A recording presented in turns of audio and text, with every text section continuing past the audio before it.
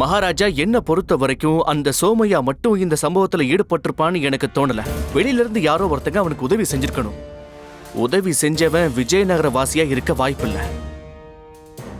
என் கணிப்பு சரியா இருந்தா இந்நேரம் அவன் நம்ம ராஜ்ய எல்லையை தாண்டி இருப்பான். இந்த திட்டத்துல அவனோட கூட்டாளிய பாக்குறதுக்காக தான் அவன் போயிட்டு இருப்பான். உங்களுக்கு நான் ஒரு வாக்கு கொடுக்கறேன். அவனை தோற்கடிச்சு அவன் ராஜ்யத்தை ஏன் கட்டுப்பாட்டுக்குள்ள கொண்டு வருவேன். அப்புறம் அந்த ராஜ்யத்தோட ஒரு பகுதிய உங்களுக்கு என்னோட அன்பு பரிசா வழங்க போறேன். ராமா, இந்த கிழவனோட மூளையில ஏதோ ஒரு கிருமி நுழைஞ்சிருக்கு.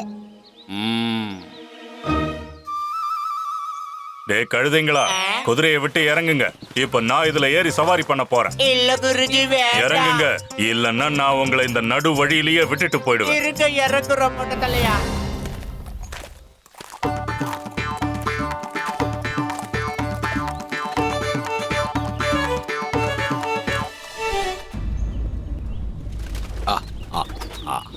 அட என்னாச்சு? இந்தா இது அதுக்கு போடு. உன் கையால புறாக்களுக்கு போடு.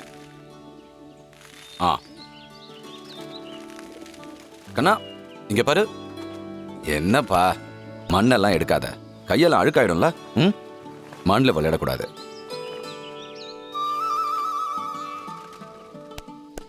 சூர்யா இங்க பாரு, கல்லுல கூட விளையாடக்கூடாது. இந்தா புறாக்களுக்கு இறைய போடு. சுவாமி, உங்களோட எல்லா தகவல்களும் பரிசுகளையும் எல்லா மகாராஜாக்களுக்கும் சக்கரவர்த்திகளுக்கும் அனுப்பியாச்சு. எல்லாம் ஆண்டவனுடைய கிருபை தான். மிக திறமையான வீரர்களையும் நாம நியமனம் செஞ்சுட்டு இருக்கோம். அவங்களுக்கு 2 மடங்கு ஊதியமும் கொடுக்கறதா அறிவிச்சிருக்கோம். அது மட்டும் இல்ல அரசே, யுத்தம் முடிஞ்சதுக்கு அப்புறமும் நாம அவங்களுக்கு கொடுக்க போற பரிசையும் அறிவிச்சாச்சு அரசே. மந்திரியாரு, தீனியை யார் யாருக்கெல்லாம் போடணுமோ அப்பப்போ போட்டே ஆகணும். ஆஹா, ரொம்ப அருமை.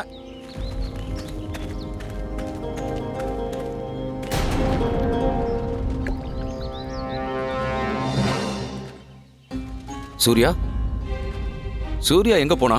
இங்க தானே இருந்தான். சூர்யா, சூர்யா,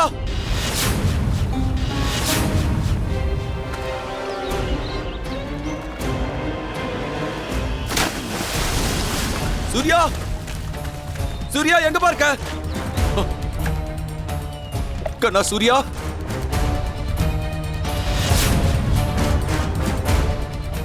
தனஞ்சய் அவர்களே,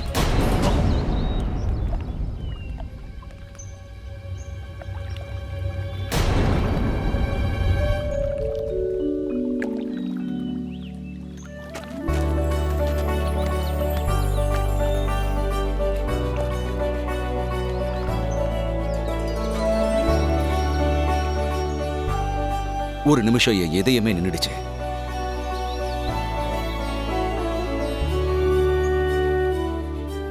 நல்ல வேலை தனஜெய் அவர்களே, நாங்க சரியான நேரத்துல இங்க வந்துட்டோம். பண்டித ராமகிருஷ்ணன் இந்த குழந்தையோட உயிரை காப்பாத்திட்டாரு. இவராலதான் உங்க பேரை கிணத்துல விழாம எப்படியோ தப்பிச்சிட்டாரு.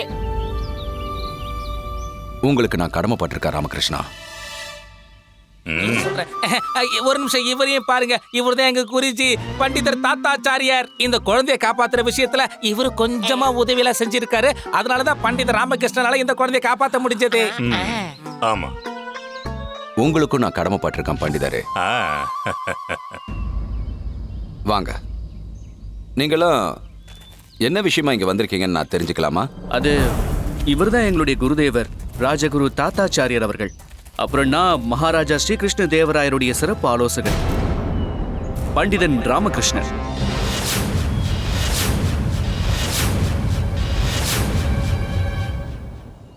உங்களை பத்தி நான் நிறையவே கேள்விப்பட்டிருக்கேன்.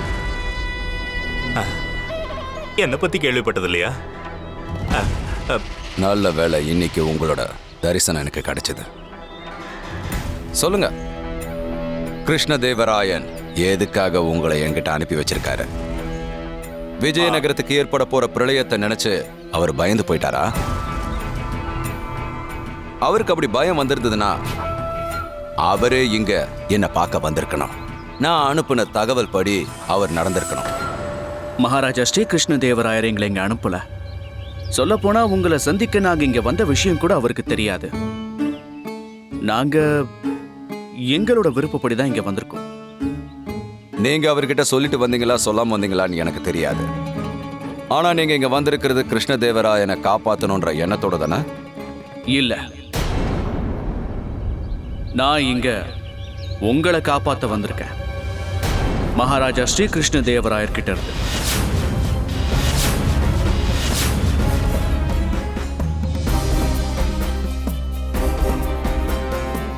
இங்க பாருங்க தனஞ்சய் அவர்களே, உங்க உயிரையும் ஆயிரக்கணக்கான மக்கள் உயிரையும் காப்பாத்த தான் இங்க வந்திருக்கோம். ஏன்னா இந்த யுத்தம் நடந்தா அதால வெறும் அழிவு மட்டும்தான் உண்டாகும்.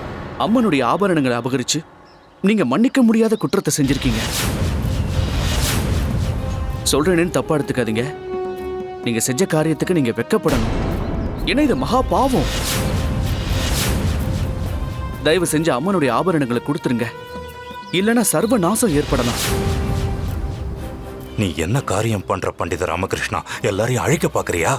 நான் உண்மை என்னவோ அதைத்தானே சொல்லிக்கிட்டு இருக்கேன் குருதேவா. இங்க பாருங்க தனஞ்சய் அவர்களே, ஏதாவது பிரச்சனை இருந்தா அதை நம்ம ஒருத்தருக்குள்ள ஒருத்தர் பேசி தீர்த்துக்க முடியும்ல. ஆனா அம்மனுடைய ஆபரணங்கள் ரொம்பவே பவித்திர தன்மை கொண்டது. அதை திருடுறது மாபெரும் பாவம்ங்கிறது உங்களுக்கு தெரியாதா? என்னோட ஆலோசனை என்னன்னா, நீங்க அதை உடனுக்குடனே திருப்பி கொடுக்கணும். அப்பதான் எல்லாருக்கும், குறிப்பா உங்களுக்கும் நல்லது நடக்கும். முடியாது. என் கௌரவத்துக்கு அவன் களங்கத்தை ஏற்படுத்தினதுனால அவனை நான் கண்டிப்பா பழி வாங்கியே தருவேன். கௌரவம் முக்கியமா இல்ல உங்களோட உயிர் முக்கியமா? உங்களுக்கு ஒரு விஷயம் நல்லா தெரிஞ்சிருக்கும்னு நினைக்கிறேன். ராவணனை யாருமே கௌரவிக்கல. இவர் உங்களை ராவணன்னு சொல்றார் சுவாமி. எரியற நெருப்புல ஏன் எண்ணெயை ஊத்துற? கொஞ்சம் அமைதியா இரு. பண்டித ராமகிருஷ்ணா, நீ என்ன பண்ற? தேவையில்லாததை பேசி பிரச்சனையில மாட்டிக்காத. குருதேவா, நான் இவருக்கு எச்சரிக்கை மட்டும்தான் கொடுக்கிறேன். ஏன்னா இவருடைய முடிவு ராவணனுடைய முடிவா மாறலாம். உனக்கு அவ்வளவு தைரியமா என்னோட அரண்மனைக்குள்ளேயே வந்து என்ன மிரட்டுற அளவுக்கு? உனக்கு தெரியாதுன்னு நினைக்கிறேன். நான் நினைச்சா இப்பவே உனக்கு இந்த இடத்துலயே மரண தண்டனை கொடுக்க முடியும். நாங்க எதுவும் சொல்லல. இது எல்லாமே இவனோட சொந்த கருத்து தான். எங்களுக்கு உத்தரவு கொடுத்தீங்கன்னா நாங்க இங்க இருந்து கிளம்பிடுறோம். உங்களை சந்திச்சதுல எங்களுக்கு ரொம்ப சந்தோஷம். நாங்க கிளம்புறோம். வரட்டுமா? வீரர்களே, சுத்து போட்டுட்டாங்க குருஜி.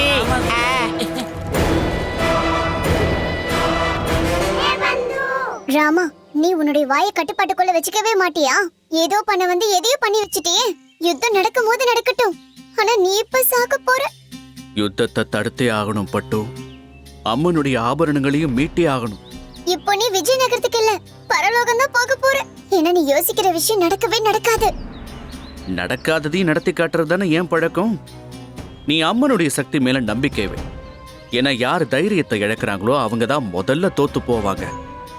என்ன நடக்க போகுதுங்கிறத நீயும் பார்க்க தானே போற.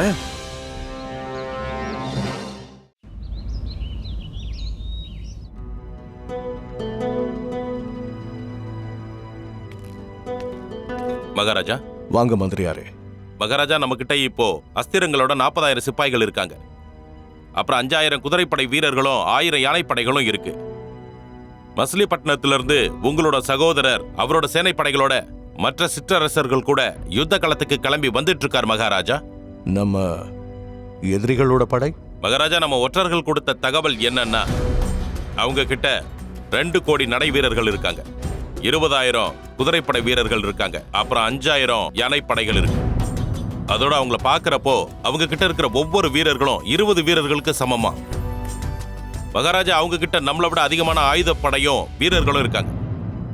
அவங்களோட படை நம்மளை விட 5 மடங்கு சக்தி வாய்ந்தது. சக்தி வாய்ந்தது இல்ல மந்திரியாரே, வெறும் 5 மடங்கு அதிகமா இருக்கு. ஏன்னா சக்தி எண்ணிக்கையில இல்ல, நம்ம தோள்கள்ல இருக்கணும். வெற்றி அடையணுங்கிற எண்ணமும் நம்ம தைரியமும் நம்ம மன உறுதியும் அவங்கள விட 10 மடங்கு அதிக சக்தி வாய்ந்தவங்களாக்குது. சரியா சொன்னீங்க மகாராஜா. ஞாபகம் இருக்கட்டும், இந்த யுத்தத்தை நான் என்னுடைய சுயநலத்துக்காக இல்ல, அம்மனுடைய ஆபரணங்களுக்காக நடத்துறேன். அப்ப நியாயம் யார் பக்கம் இருக்கு? நம்ம பக்கம் தான் இருக்கு. அம்மனுடைய ஆசீர்வாதம் அதுவும் நம்ம கிட்ட தான் இருக்கு மகாராஜா. மாமந்திரியாரே, நம்ம ஒற்றர்களுக்கு உத்தரவு கொடுங்க. நம்ம விரோதிகளோட ஒவ்வொரு திட்டத்தையும் செயல்களையும் நமக்கு அவங்க தெரியப்படுத்தணும். அதன் அடிப்படையில் நாம யுத்த வியூகத்தை அமைப்போம். உத்தரவு மகாராஜா.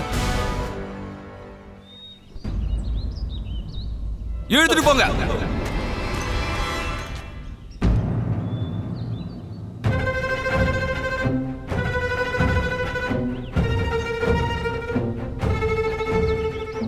அட கடவுளே, குழந்தையும் தெய்வமும் ஒண்ணுன்னு சொல்லுவாங்க.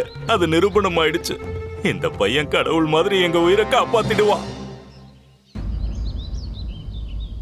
எனக்கு இந்த உலகத்துல உன்னை விட வேற யாருமே முக்கியம் இல்ல சூர்யா. ஆனா இவங்க என்ன ரொம்பவே அவமானப்படுத்திட்டாங்க. நீ என் மேல வச்சிருக்கிற அன்பும் பாசமும் என்கிட்ட இருந்து இவங்களை காப்பாற்ற முடியாது. இவங்க ஒருத்தனையும் விட போறதில்ல.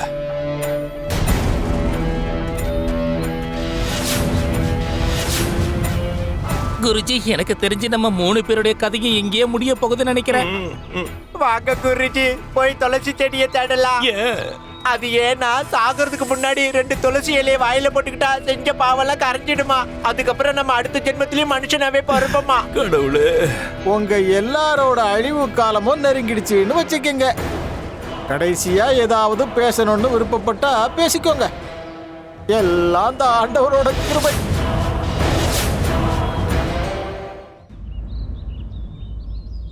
எவ்வளவு ஒரு பிரம்மாண்டமான அரண்மனை பாத்தீங்களா? நமக்கு பாதுகாப்பா இருக்கும்னு நினைக்கிறேன். அதுக்காக நிம்மதி அடையாதீங்க. எங்களோட சேர்ந்து நீங்களும் பரலோகம் போக போறீங்க. ஆமா. கை கால் முகம் எல்லாம் கழுவிக்கோங்க. அப்படியா? சுத்தப்படுத்தி தான் சொர்க்கத்துக்கு அனுப்புவீங்களா? அது சொர்க்கத்துக்கோ நரகத்துக்கோ நீங்க செஞ்ச பாவ புண்ணியங்களை பொறுத்து தான் அமையும். ஆனா நாங்க எது பண்றதா இருந்தாலும் முதல்ல நாங்க விருந்தாளிகளோட உபசரிப்பை சிறப்பா பண்ணிடுவோம். விருந்தாளி உபசரிப்பா? ஆமாங்க. விருந்தாளி உபசரிப்புல வயிறு நிறைய சாப்பாடு போடுவீங்கல்ல? கண்டிப்பா. முதல்ல உங்களுக்கு விருந்து தான் கொடுக்க போறோம். டேய், முட்டாளுங்களா?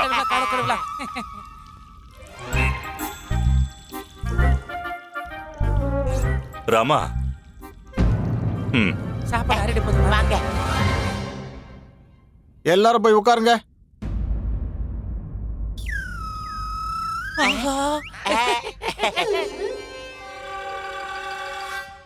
இத்தனை வகையான சாப்பாடு, ஆகா பிரமாதம். இவ்வளவு சுவையான சாப்பாடை பார்த்த உடனே பசி அப்படியே ரெட்டிப்பு ஆயிடுச்சு. எதுல இருந்து ஆரம்பிக்கிறதுன்னு ஒரே குழப்பமா இருக்கு. மெதுவடையை சாப்பிடுறதா, பாயசத்தை சாப்பிடுறதா, இல்ல பூரியை சாப்பிடுறதா? ஏதாவது வச்சு வாயில அமுக்குவோம். எது? குருஜி, நாம துளசி இலைய கையிலேயே வச்சிருந்திருக்கணும். ஏன் இன்னுமா புரியல குருஜி? ஒருவேளை இந்த சாப்பாட்டுல விஷத்தை கலந்துருந்தா அவங்க நம்மள கொல்றதுக்கு இப்படி திட்டம் போட்டு இருக்கலாம்ல. கடைசி நிமிஷத்துல துளசி இலை நம்ம கையில இருக்கிறது நல்லது தானே? டேய் மணி, இப்படி பைத்தியக்காரத்தனமா பேசாதடா. உனக்கு நான் எத்தனை முறைடா சொல்றது? நாம் எப்பொழுதும் நம்முடைய மரியாதையை கண்டிப்பாக கடைபிடித்தே ஆக வேண்டும். என்ன மரியாதை? நீங்க எங்களுடைய குருஜி, நாங்க உங்களுடைய சிஷ்யர்கள். முதல்ல நீங்க சாப்பிடுவீங்களா, அப்புறமா நாங்க சாப்பிடுவோமா? சரியா சொன்ன. என்ன குருஜி யோசிக்கிறீங்க? நல்ல வயிறார சாப்பிடுங்க. நீங்க உயிர் பழைச்சாதானே அப்புறம் நாங்க சாப்பிட முடியும். இல்ல குருஜி, கனி என்ன சொல்ல வரான்னா, நீங்க மிச்ச மீதி வச்ச சாப்பாட்டை நாங்களும் சாப்பிடுவோம் இல்ல. உங்களோட கெட்ட எண்ணம் எனக்கு புரிஞ்சு போச்சு. இந்த விஷ பரீட்சையை எனக்கே வைக்கிறீங்களா? முதல்ல நீங்க 2 பேரும் சாப்பிடுங்க. வேண்டாம் குருஜி. சாப்பிடுங்க, சாப்பிடுங்க. முடியாது. பண்டித ராமகிருஷ்ணா, சாப்பிடு. என்ன யோசிக்கிற? சந்தர்ப்பத்தை எதிர்பார்த்து தப்பிக்கிறதுக்கா? அந்த தப்பை மட்டும் பண்ணிடாத. தப்பிச்சு போறதுக்காக இல்ல, யுத்தத்தை நிறுத்துறதுக்கும் அம்மனுடைய ஆபரணங்களை மீட்கிறதுக்குமான சந்தர்ப்பத்தை தேடுறேன். இங்க நம்மளோட உயிருக்கே ஆபத்து இருக்கு. நீ என்னடான்னா யுத்தத்தை பத்தி கவலைப்படுற? இத பாரு பண்டித ராமகிருஷ்ணா, நீ ஏற்கனவே சிங்கத்தோட குகைக்குள்ள நுழைஞ்சு அது மேலேயே தாக்குதலை நடத்தி இருக்க. இப்ப நீயே அனுபவி. உன் கடைசி சாப்பாடை சாப்பிட்டு துடிதுடிச்சு சாவு. அந்த உணவுல விஷம் இல்ல, நீங்க பயப்படாம சாப்பிடலாம். நீங்க சொல்றதை எங்களால எப்படி நம்ப முடியும்? ஏன்னா சொல்றதுன்னா நீங்க சொல்லிடுவீங்க. இந்த சாப்பாட்டுல விஷம் இருக்குன்னு எங்க மனசுல சந்தேகம் வந்துருச்சே. உங்க எல்லாரையும் கொல்லணும்னு நினைச்சா அதுக்கு எத்தனையோ சுலபமான வழி இருக்கு. சாப்பாட்டை வீணாக்க வேண்டிய அவசியம் எனக்கு என்ன வந்தது? உணவுல விஷம் கலக்கல. பண்டிதரே, நீங்க சாப்பிடலாம். சாப்பிடுங்க குருஜி. சாப்பிடுங்க சாப்பிடுங்க குரு. பூதமங்கல மாரியாத்தா என்ன மட்டும் காப்பாத்து. என்ன சேர்த்துக்கிற மணி? பண்டிதரே, நான் தான் சொன்னல உணவுல விஷம் இல்லைன்னு. இருந்தாலும் நான் சாப்பிட போறதில்ல. உபசரிப்புக்கு நன்றி. சாப்பிடு சாப்பிடு சீக்கிரம். ஏன் பண்டிதரே, நீங்க அம்மனோட ஆபரணங்களை மீட்டுட்டு போகாத வரைக்கும் ஒரு பருக்க கூட சாப்பிட மாட்டேன்னு சபதம் போட்டுட்டு வந்திருக்கீங்களா என்ன? ஆமா. அப்ப சரி, உங்க பேர் எல்லாத்தையும் சரித்திரத்துல பொறிக்க போறாங்க. அது எப்படின்னா, பிரபல பண்டிதர் ராமகிருஷ்ணர் உண்ணாவிரதம் இருந்து உயிர் தியாகம் செஞ்சார்னு. அதுவும் பெரிய செல்வந்தரான பேரும் புகழும் கொண்ட தனஞ்சய முதலியாரோட அரண்மனையில. என்ன மந்திரியாரே இது?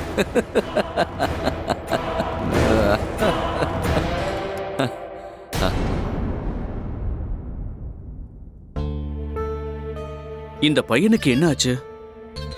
நான் வந்ததுல இருந்து கவனிச்சுக்கிட்டு இருக்கேன், ஒரு வார்த்தை கூட பேச மாட்டேங்கிறானே. இவனால பேசவே முடியாது. அது ஒண்ணு எனக்கு பெரிய பிரச்சனை இல்லை. ஏன்னா என்கிட்ட செல்வம் எக்கச்சக்கமா இருக்கு. அந்த செல்வம் என் பேரனுக்கு பதிலா பேசும். செல்வம் வருங்காலத்தை நிர்ணயிக்காதுன்னு எங்க அம்மா அடிக்கடி சொல்லுவாங்க. நல்ல வருங்காலத்துக்கு தேவை நல்ல பண்பாடு. ஆனா இது இந்த பையனுக்கு நிச்சயம் கிடைக்க போறதில்ல. பண்டித ராமகிருஷ்ணா, என்ன நிம்மதியா சாப்பிட விடு, இல்லைன்னா ஜீரணமாகாது. பண்டிதரே, நீங்க இப்ப என்ன சொல்ல வரீங்க? என்னாலதான் என் பேரன் கெட்டு போறானா? அது உண்மைதானே தனஞ்சய் அவர்களே? யார் ஒருத்தர் அம்மனுடைய ஆபரணங்களே திருடி இருக்காங்களோ அவங்க கிட்ட இருந்து என்ன நல்ல பழக்கத்தை அந்த குழந்தை கத்துக்கும்? நீங்க உங்க அன்பு பேரனுக்கும் உங்க பழக்கத்தை தான் கத்து தரீங்க. போதும் பண்டிதர் ராமகிருஷ்ணா, இதுக்கு மேல எதையும் பேசாதீங்க. இந்த விஷயத்துக்கு நடுவுல என் பேரனை இழுக்காதீங்க. இவனோட வேதனைகளும் வலியும் உங்களுக்கு எப்படி தெரியும்? சின்ன வயசுலயே இவனை பெத்தவங்களை இழந்துட்டான். அவங்களோட ரதம் பள்ளத்தாக்குல விழுந்துருச்சு. இவன் எப்படியோ உயிர் பழிச்சிட்டான். ஆனா இவனை பெத்தவங்க இறந்ததை பார்த்து இவனோட பேச்சு பறி போயிடுச்சு. இவன் எவ்வளவு பெரிய மேத தெரியுமா? ஏன்னா இவன் சிரிச்சுக்கிட்டே போறான். அது மட்டும் இல்லாம இவன் 6 மாசத்திலே பேச ஆரம்பிச்சிட்டான். அப்படின்னா இவனால மறுபடியும் பேச முடியும்.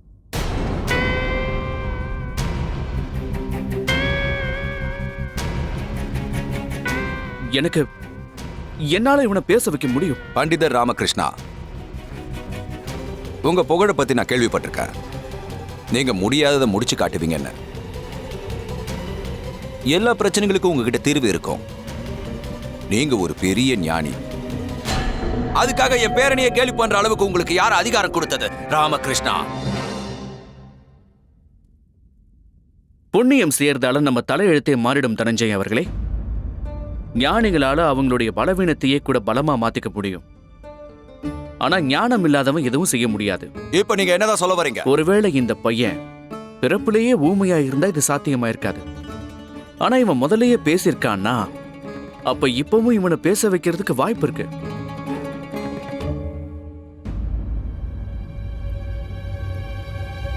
அப்படின்னா நம்முடைய உடலை 5 புலன்களும் கட்டுப்படுத்துது. ஒருவேளை நமக்கு மனோரீதியா ஏதாவது பாதிப்பு ஏற்பட்டா அது நம்ம மூளைய பாதிக்க வாய்ப்பு இருக்கு. அப்புறம் அதோட தாக்கத்தால நம்ம உடல் எந்திரங்கள்ல ஏதாவது கோளாறு அடையறதுக்கு வாய்ப்பு இருக்கு. அந்த காரணங்களால சில பேருக்கு பக்கவாதம் வரும், சில பேருக்கு பார்வை போயிடும், சில பேர் ஊமையாவோ இல்ல செவிடர்களாவோ ஆயிடுவாங்க. ஆனா அதே மனுஷன் அவங்க மன ரீதியான வேதனையிலிருந்து வெளியில வந்துட்டாங்கன்னா அவங்க இழந்த சக்திகளை திரும்பவும் அடையறதுக்கு வாய்ப்பு இருக்கு. அப்படின்னா என் பேரனால பேச முடியுமா? ஒருவேளை இவன் சிரிக்க முடிஞ்சா அப்ப இவனால கண்டிப்பா பேச முடியும். ஆனா அந்த விபத்து ஏற்பட்டதுக்கு அப்புறம் இவன் சிரிக்கிறதையும் மறந்துட்டான். நான் ஒரு தடவை முயற்சி செஞ்சு பார்க்கட்டுமா? சூரியகுமாரனால பேச முடியும்னு என் மனசுக்குள்ள நிறைய நம்பிக்கை இருக்கு.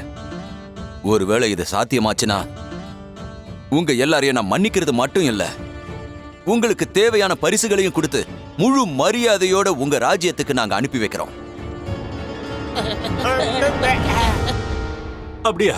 அப்படின்னா நீங்க கவலைப்படாம இருங்க. நான் ராஜ புரோகிதர் தாத்தாச்சாரியார் உங்களோட பேரனை என் மந்திர சக்தியால குணப்படுத்திடுறேன். நாங்க இவன் கூட கொஞ்ச நேரத்தை செலவழிக்க விடுங்களேன். கண்டிப்பா. மகாராஜா, நம்மளோட வியூகம் படி நம்மளோட படையை 2 பாகமா பிரிச்சு வச்சிருக்கோம். நம்ம நகரத்துக்கும் மக்களோட பாதுகாப்புக்கும் என்ன ஏற்பாடு செஞ்சிருக்கீங்க? மகாராஜா, நம்மளோட சில வீரர்கள் எல்லையில பாதுகாப்பு பணியில இருக்காங்க. எதிரிகள் மாறு வேஷத்துல நம்ம நகரத்துக்குள்ள நுழைய வாய்ப்பு இருக்கு. வயதானவர்களுக்கும் பெண்களுக்கும் சிறப்பான பாதுகாப்பு ஏற்பாடுகளை செஞ்சிருப்பீங்க நம்புறேன். ஆமா மகாராஜா.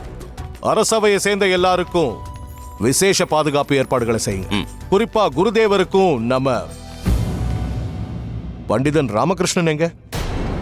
அது பண்டிதர் ராமகிருஷ்ண அவரு இங்கதான் இருக்காரு. நல்லா இருக்காரு மகாராஜா. 2 நாளா அவன் என் கண்ணிலேயே படலையே. அது அவருக்கு உடல்நல சரியில்லை மகாராஜா. அவர் வீட்லயே ஓய்வு எடுத்துக்கிட்டு இருக்காரு. நீங்க கவலைப்படாதீங்க மகாராஜா. நாளைக்கு அவர் கண்டிப்பா உங்களை சந்திக்க வருவாரு. உடல் நலம் சரியில்லையா? ஆமா மகாராஜா.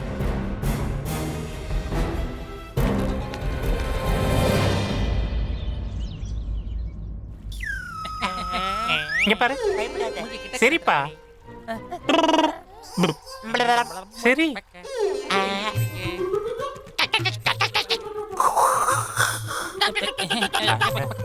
குருஜி, இந்த பையனை சிரிக்க வைக்கிறத விட 3 பேர் சேர்ந்து எரும மாடு மேய்க்க போலாம். இது வேலைக்கு ஆகாது குருஜி. இவனை சிரிக்க வைக்க நம்ம முயற்சி பண்ண நம்ம நாக்கு தான் தள்ளிடும். அதுதானடா பிரச்சனை. இவன் சிரிக்கலன்னா பேச மாட்டான், பேசலன்னா நாம தப்பிக்க முடியாது. பண்டித ராமகிருஷ்ணன் இவனை பேச வைக்கிறேன்னு வாக்கு கொடுத்திருக்கான். இது அவனோட வேலை, அவனே பண்ணட்டும். நாம என்ன பண்ண முடியும்? குருஜி, நீங்களும் தானே இந்த பையனை சிரிக்க வைக்கிறேன்னு வாக்குறுதி கொடுத்தீங்க. கொடுத்த வாக்குறுதி அப்புறம் என்ன ஆகும்? அட கடவுளே, இந்த பையனை எப்படி சிரிக்க வைக்கிறதுன்னு தெரியலையே. வந்துட்டியா பண்டித ராமகிருஷ்ணா? நல்ல வேளை, சரியான நேரத்துக்கு வந்த. இவனை எப்படி சிரிக்க வைக்கிறது? இப்படி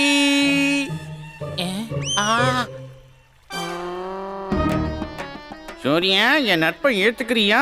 நான் ரொம்ப தூரத்துல இருந்து உன்னை பாக்குறதுக்காகவே வந்திருக்கேன்.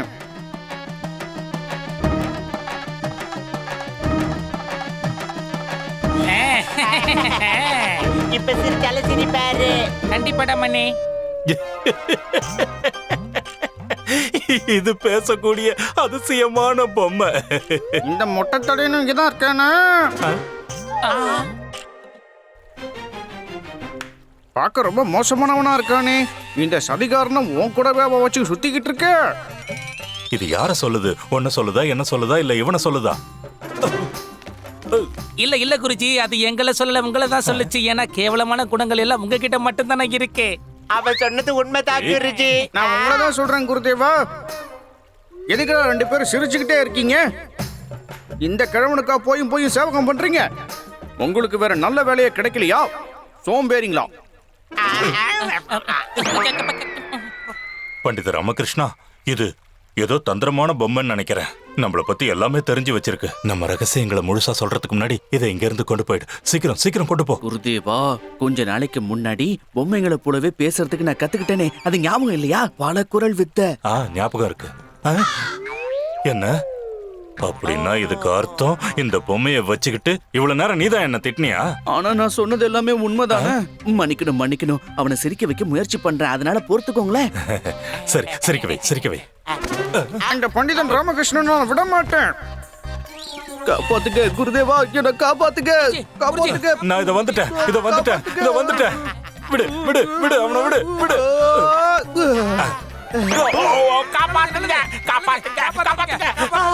பொம்மை, ஏதாவது நல்லது செய் பொம்மை. அவரை விட்டுறாத. குருஜி,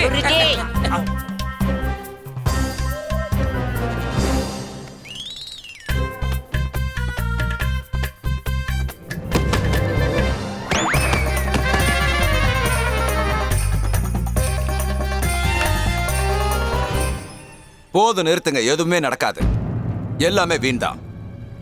மந்திரியாரே, இவங்களால சிரிக்க வைக்க முடியலன்னா இவங்க தலையை இழக்க வேண்டியதுதான். வேண்டாம், நாங்களே ஏதாவது செய்யறோம். கண்டிப்பா செய்யறோம், நிச்சயமா செய்யறோம். ஆமா குருதேவா, உங்களாலதான் இவனை சிரிக்க வைக்க முடியும். எப்படி சிரிக்க வைக்கிறது? என்ன குருஜி, உங்ககிட்ட தான் நகைச்சுவை கொட்டி கிடக்குது. உண்மைதான். அப்படி உங்களால சிரிக்க வைக்க முடியலன்னா உங்க முகத்தை கண்ணாடியில பாருங்க, உங்களுக்கு சிரிப்பு தானா வந்து சேரும். அதெல்லாம் அப்புறம் பாத்துக்கலாம். ஆனா அதுக்கெல்லாம் முன்னாடி குருதேவருடைய வேஷத்தையும் உடைகளையும் மாத்தி ஆகணும். ஏன்னா அப்பதான் நம்ம நினைச்சதெல்லாம் நிறைவேறும்னு தோணுது. வேஷத்தை மாத்தணும், உடைய மாத்தணுமா? ஏன், எதுக்கு? இதுக்குதான். சூரியகுமார், நான் வந்துட்டேன். உன் வாசலை தேடி வந்தேன். உன்னை இப்போ சிரிக்க வைக்க போறேன். அதுக்காகத்தான் இப்போ வந்திருக்கேன். சரி, எனக்காக கொஞ்சம் சரி. உன் சிரிப்புல தான் எங்க உயிரே அடங்கி இருக்கு. சரி சரி. இந்த மண்ட பையன் சிரிக்கவே மாட்டேங்கிறான். என்ன பண்றதுன்னு தெரியல.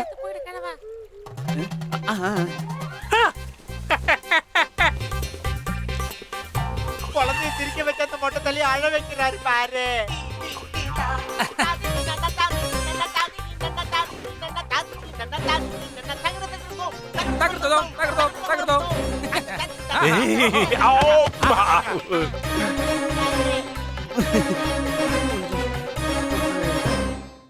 ஒண்ணு பண்ணுங்க குருஜி, இப்ப நீங்க பாடுங்க, நாங்க ஆடுறோம். அப்பவாவது அந்த நல்ல குழந்தை சிரிக்கிதான்னு பாக்கலாம்.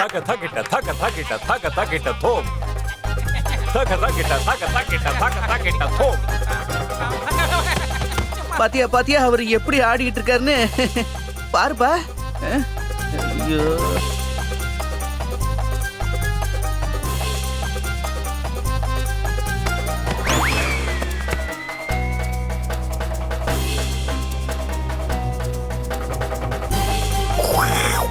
குரங்கு குரங்கு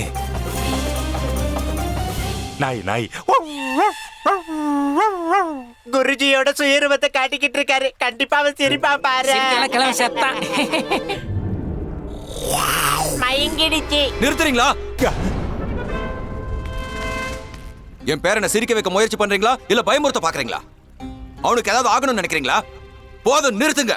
இங்க இருந்து இழுத்துட்டு போ. ஐயா ஒரு நிமிஷம். கடைசியா எங்களுக்கு ஒரே ஒரு வாய்ப்பு தாங்க. கடைசியா ஒரே ஒரு முயற்சி. குருதேவா, ஒருத்தரை சிரிக்க வைக்கிறது எவ்வளவு கஷ்டம்னு என் வாழ்க்கையில இன்னைக்குதான் முதல் முறையா தெரிஞ்சுக்கிட்டேன். என் நிலைமைய பாரு. சிரிக்க வைக்கிறது ரொம்ப கஷ்டம், ஆனா அழ வைக்கிறது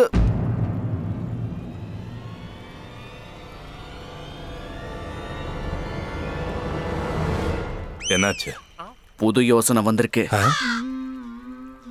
நீங்க அப்படியே இங்கேயே இருங்க, நான் இப்ப வந்துடுறேன். தனஞ்சய் முதலியார் அவர்களே, அது உங்க பேரன் சூரியகுமாரை குணப்படுத்த எனக்கு உங்களோட குருவாள் தேவைப்படுது. என்ன தருவீங்களா? கண்டிப்பா முடியாது. ரொம்ப நன்றிங்க.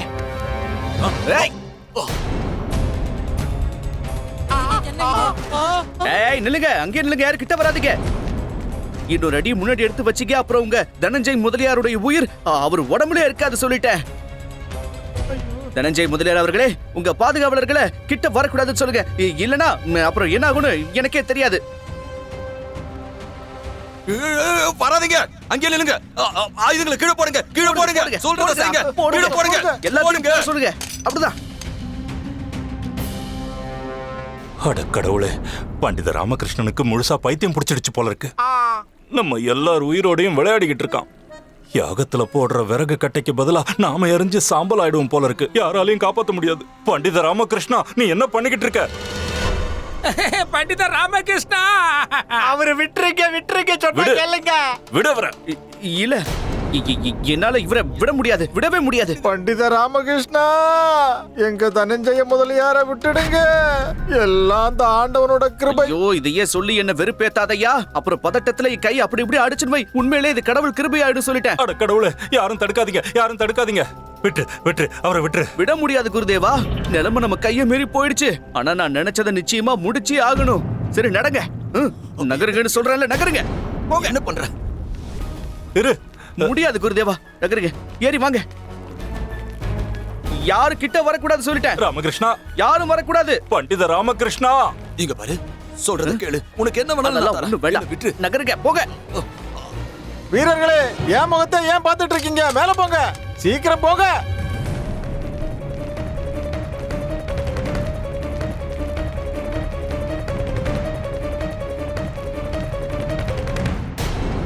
அங்கே நில்லுங்க, கிட்ட வரக்கூடாது சொல்லுங்கல்ல. பண்டித ராமகிருஷ்ணா, வேண்டாம். அங்கே நிக்க சொல்லுங்க. கிட்ட வந்தீங்கன்னா அவ்வளவுதான். வராதீங்க, யாரும் கிட்ட வராதீங்க. ராமகிருஷ்ணா நம்மள கொல்லாம விட மாட்டான் போல இருக்க. இவன் பயங்கர முட்டாளா இருக்கான். தப்பிக்கிறதா இருந்தா கிழிய தப்பிச்சு போயிருக்கணும். மேல எதுக்காக கூட்டிட்டு வந்தான்? இங்க இருந்து எங்க போவான்? ஆகாயத்துக்கா? நம்ம எல்லாரும் நல்லா மாட்டிக்கிட்டோம். நம்மளால தப்பிக்க முடியாது. விளையாட்டு போதும் ராமகிருஷ்ணா, ஆயுதத்தை கீழே போடு. உனக்கு என்ன வேணுமோ கேளு, நான் தரேன். எனக்கு வேண்டியதெல்லாம் ஒண்ணுதான். இந்த பிரச்சனைக்கு நான் எப்படியும் ஒரு முடிவு கட்டியாகணும். அப்பதான் உங்களுக்கும் மத்தவங்களுக்கும் நல்லது நடக்கும். ராமகிருஷ்ணா, இப்ப நீ என்னதான் சொல்ல வர? நான் இப்ப என்ன சொல்ல வரேன்னா,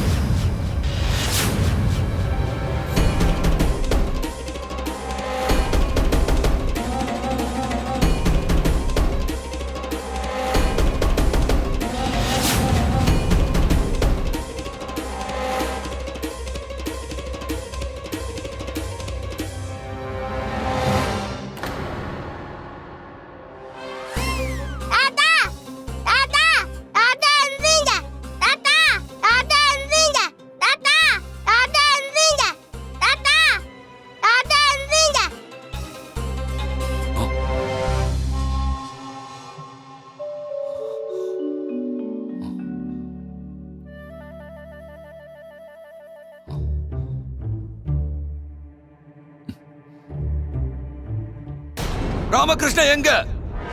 அவன் தப்பிச்சிடக்கூடாது. போய் பிடிங்க, சீக்கிரம் போங்க. நான் இங்கதான் இருக்கேன்.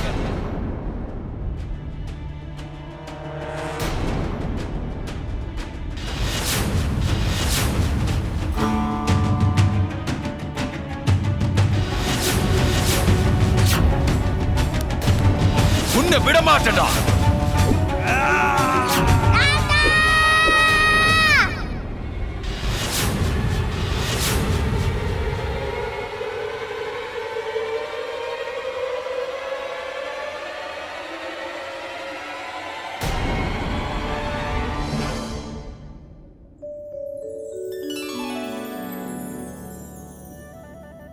என்ன தாத்தா?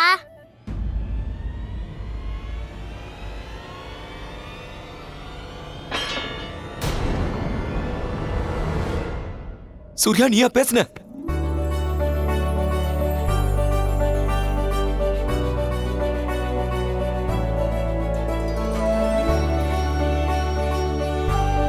நீ பேசிட்ட சூர்யா, நீ பேசிட்ட. நீயா பேசுன? பாத்தீங்களா, என் பேரை பேசுறான். என் பேரனால பேச முடியுது.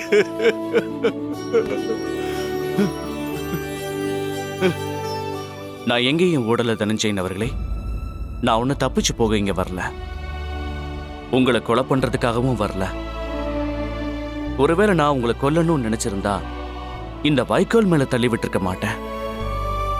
என்கிட்ட இருந்த கத்தியாலேயே உங்களை கொண்டு இருக்க முடியும்.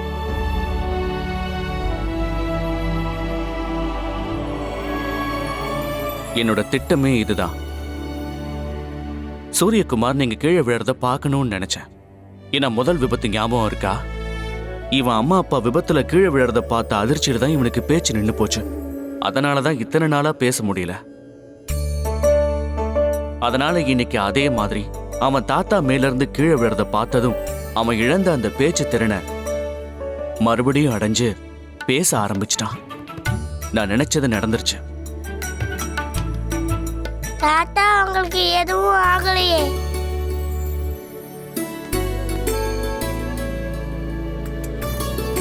எனக்கு எதுவும் ஆகல.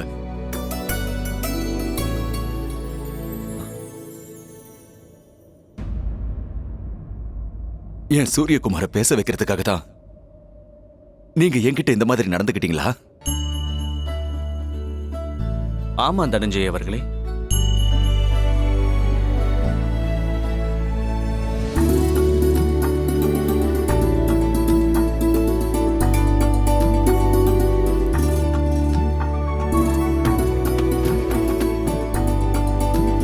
கோவிந்தா கோவிந்தா, எங்க குருஜி போயிட்டாரு. கோவிந்தா கோவிந்தா, எங்க குருஜி போயிட்டாரு. கோவிந்தா கோவிந்தா, எங்க குருஜி போயிட்டாரு. கோவிந்தா எங்க குருஜி போயிட்டாரு. கோவிந்தா கோவிந்தா, எங்க குருஜி போயிட்டாரு. கோவிந்தா கோவிந்தா, எங்க குருஜி போயிட்டாரு. கோவிந்தா குருதேவா. கோவிந்தா. தனஞ்சயன் அவர்களே, நீங்க உயிர் பழச்சிக்கிட்டீங்க. ஆனா உங்களுக்கு பதிலா எங்க குருதேவர் மண்டைய போட்டுட்டாரு பாத்தீங்களா? அதாவது பரலோகத்துக்கு போயிட்டாரு பாருங்க. அவர் உயிருக்கெல்லாம் ஒண்ணாகல, சுயநினைவு தான் இழந்திருக்காரு. அவரை நினைவுக்கு கொண்டு வர ஏதாவது முயற்சி பண்ணுங்க. அவ்வளவு சுலபத்துல சாகர ஆளா இவரு உயிரோட தான் இருக்காரு. இது ரொம்ப வருத்தப்பட வேண்டிய விஷயம் தான். டேய் மணி, இந்த கிழவனை கீழே இறக்கி வைடா. பாரமா இருக்கான். குருஜி, சௌதாமணி தேவி வந்திருக்காங்க. கண்ணை முடிச்சு பாருங்க. ஆமா குருஜி. சௌதாமணி, சௌதாமணி.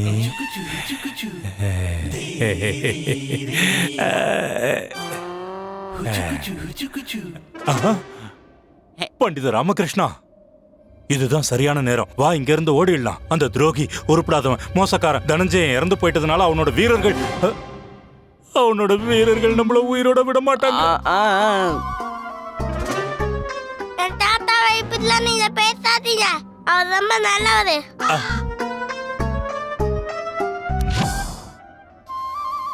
என்ன இந்த பையன் பேசுறான்? எப்படி?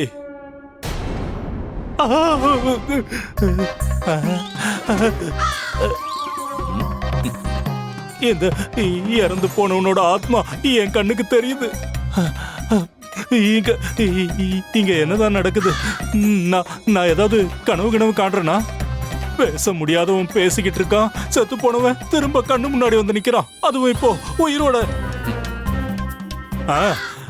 எவன் ஒருத்தனுக்கு தண்டனை கிடைக்கணுமோ அவன் ஈனி இழிச்சுக்கிட்டு என்ன அவமானப்படுத்திக்கிட்டு இருக்கான். எல்லாம் அந்த ஆண்டவனோட கிருபைதான்.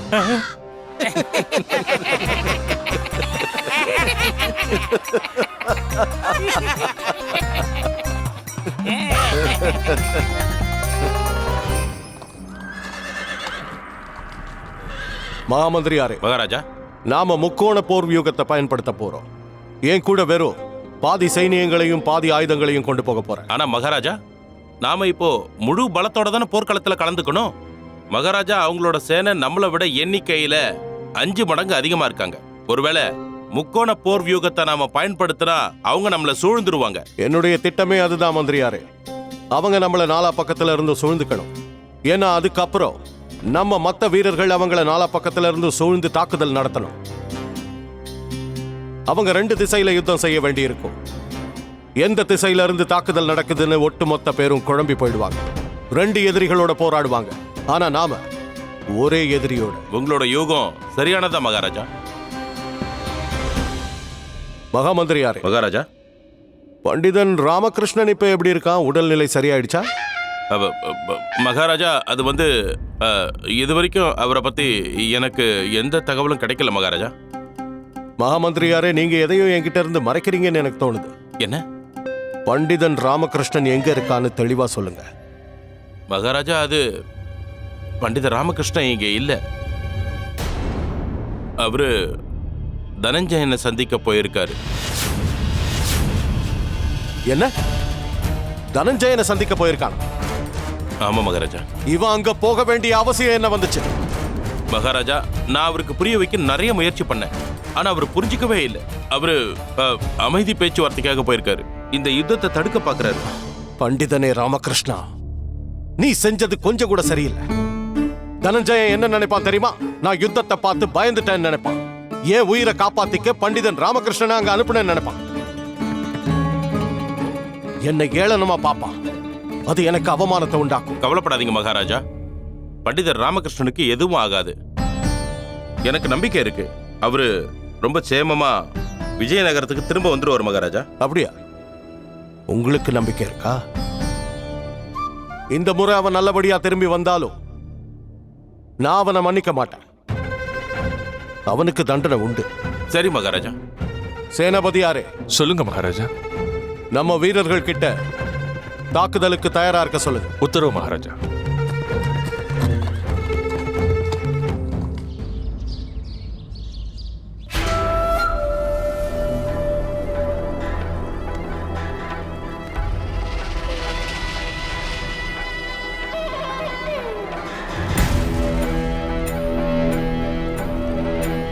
எல்லாரும் உட்காருங்க.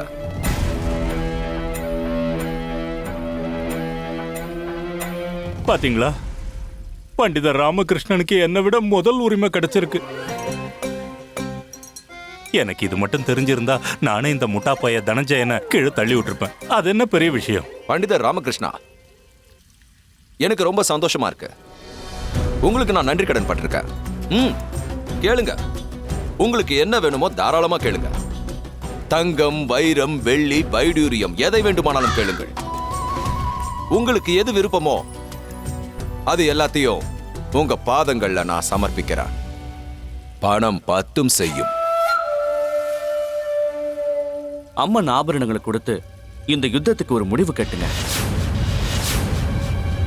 பண்டிதர் ராமகிருஷ்ணா, என் பேரனுக்கு பேச்சு திறனை கொடுத்து அவனுக்கும் எனக்கும் புது வாழ்க்கையை கொடுத்திருக்கீங்க. அதுக்காக எதை வேணாலும் என்னால கொடுக்க முடியும். ஆனா அம்மனோட ஆபரணங்களை நிச்சயமா தர முடியாது. நான் வேற எதையுமே யாசகம் கேட்டு உங்க ராஜ்யத்துக்கு வரல தனஞ்சய் அவர்களே. நான் என் உயிரையே பணயமா வச்சது இந்த உத்தேசத்துக்காக மட்டும்தான். அம்மனோட ஆபரணங்களை எக்காரணத்தை கொண்டு உங்களுக்கு என்னால தர முடியாது. அது வேணும்னா சுயமா கிருஷ்ணதேவராயரே நேரா என் முன்னால மண்டியிட்டு என் அரண்மனைக்குள்ள வந்தாகணும். நீங்க ரொம்ப பெரிய விஷயம் தான் பண்ணிருக்கீங்க. அதனால நான் உங்களுக்கு இன்னொரு வாய்ப்பு தரேன். கேளுங்க, உங்களுக்கு வேற என்ன வேணும்? நீங்க எதை கேட்டாலும் நான் தரேன். செல்வம் தான் பேசும்.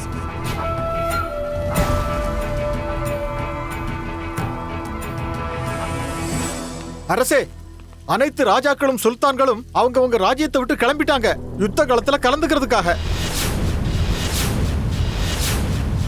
இன்னொரு தகவல் என்னன்னா, மகாராஜா ஸ்ரீ கிருஷ்ணதேவராயரும் அவரோட படைகளோட விஜயநகரத்திலிருந்து யுத்த காலத்துக்கு வந்து சேர்ந்துட்டாரு.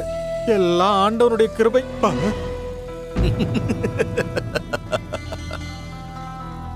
அப்போ யுத்தம் நடந்தாகணும். கண்டிப்பா நடக்கணும். இதைத்தான் நான் என்னோட மொழியில யுத்தமும் லாபம்னு சொல்லுவேன். இதுல வெற்றியும் எனக்கு தான், புகழும் எனக்கு தான். இப்போ என்னால உறுதியா சொல்ல முடியும், கிருஷ்ணதேவராயனுக்கு தோல்வி நிச்சயம். மகாராஜா ஸ்ரீகிருஷ்ண தேவராயரை போல ஒரு மாவீரன் இந்த நாட்டுல மட்டும் இல்ல, இந்த உலகத்திலே வேற எங்கேயுமே கிடையாது. உங்க வாழ்க்கையோட கடைசி நாட்களை என்ன ஆரம்பிச்சிருங்க தனஞ்சய் அவர்களே. ஏன்னா என்னோட மகாராஜா உயிரை காப்பாத்த நான் இங்க வரல, உங்க உயிரை காப்பாத்த தான் இங்க வந்தேன். இவன் என்ன தூக்குல தொங்க விடாம விடமாட்டான் போல இருக்க. யுத்தமும் ஒரு சதுரங்க விளையாட்டு மாதிரி தான். இத பார்க்கும்போது நமக்கு ரெண்டு ராஜாக்கள் சண்டை போடுற மாதிரி தெரியும். ஆனா உண்மை என்னன்னா, இது என்னால விளையாடப்படுது. ஏன்னா இந்த மொத்த 64 சதுரங்களையும் கட்டுப்பாட்டுக்குள்ள வச்சிருக்கிறது நான் தான்.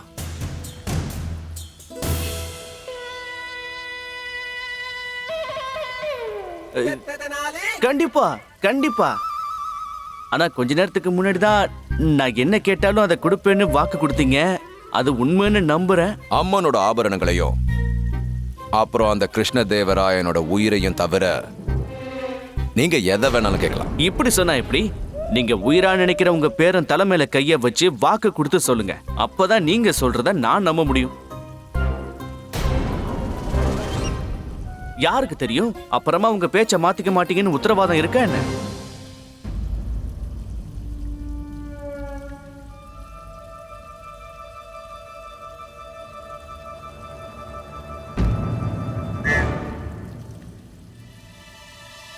அம்மனோட ஆபரணங்களும் அந்த கிருஷ்ணதேவராயனோட உயிரையும் தவிர எதை கேட்டாலும் நான் தருவேன்.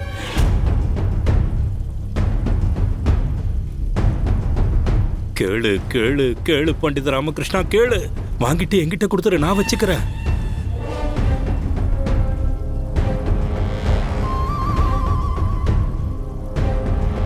எப்படி பாத்தீங்களா? எனக்கு தெரியும், எனக்கு ரொம்ப நல்லாவே தெரியும். கடைசியில பண்டித ராமகிருஷ்ணனோட பேராசை வெளியே வந்துருச்சுல்ல. இப்போ அவனுக்கு யுத்தத்தை பத்தியும் கவலை இல்ல, மகாராஜாவை பத்தியும் கவலை இல்ல. அவன் சுயநலம் தான் முக்கியமா போச்சு. ஆமா குருஜி, நீங்களும் இதுல இருந்து பின் வாங்கிடாதீங்க. யுத்தம் ஆரம்பிக்கிறதுக்கு முன்னாடி உங்க பங்கு நீங்க கேட்டு வாங்கிடுங்க குருஜி.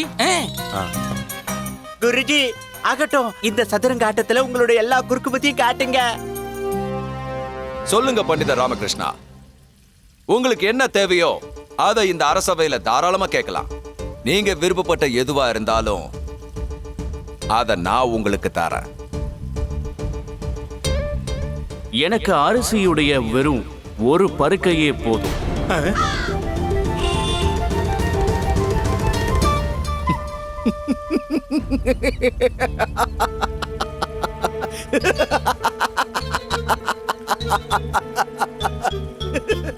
என்ன இவன் தெரிஞ்சுதான் கேக்குறானா? பண்டித ராமகிருஷ்ணா சரியான முட்டாள் தான். என்ன கேட்டிருக்கான் பாத்தீங்களா? கேவலமா கேட்டிருக்கான். இவனோட புத்தி எவ்வளவு அல்பமானதுன்னு இப்பதான் புரிய வருது. என்ன கேட்கணும்னு என்கிட்ட கேட்டிருக்கலாம்ல, நான் சொல்லிருப்பேனே. பண்டிதர் ராமகிருஷ்ணா, நீங்க இப்படி கேட்பீங்க நான் எதிர்பார்க்கவே இல்லை. அரிசியோட ஒரு பருக்கையா? என்ன பண்டிதர் நீங்க, உங்களுடைய மதிப்பு ஒரே ஒரு பருக்கை அரிசிதானா? இருந்தாலும் உங்களுக்கு ஒரு வாய்ப்பு தரேன். இன்னொரு முறை யோசிச்சு நல்லதா கேளுங்க. உங்களுக்காக தான் இந்த வாய்ப்பு. பணம் 10 செய்யும். உங்களோட ஒட்டுமொத்த சொத்துக்களையும் வித்தா கூட அவ்வளவு அரிசியையும் கண்டிப்பா வாங்க முடியாத அரசே. கடவுளே, 32வது சதுரத்துக்குள்ள போறதுக்குள்ள நீங்க ஒரே அடியா போண்டி ஆயிர வேண்டியதுதான். மறந்துராத ராமா, தீபத்தை ஏற்றி நீ மட்டும் தனியா வரணும். நிச்சயமா தேவி. சாரதா காலையில பூஜை அறையில இருப்பா. நான் முன்னாடியே வந்துடுறேன். இங்க எப்படி? ஆமா குருஜி, ஒருவேளை இந்த பணம் மட்டும் நமக்கு தான் கிடைக்கணும்னு எழுதி வச்சிருக்க என்னமோ. இல்ல, இது யாரோ ஒருத்தரோட சதியாத்தான் இருக்கணும். Catch us on TV, Thandivan app, thandivan.com and YouTube.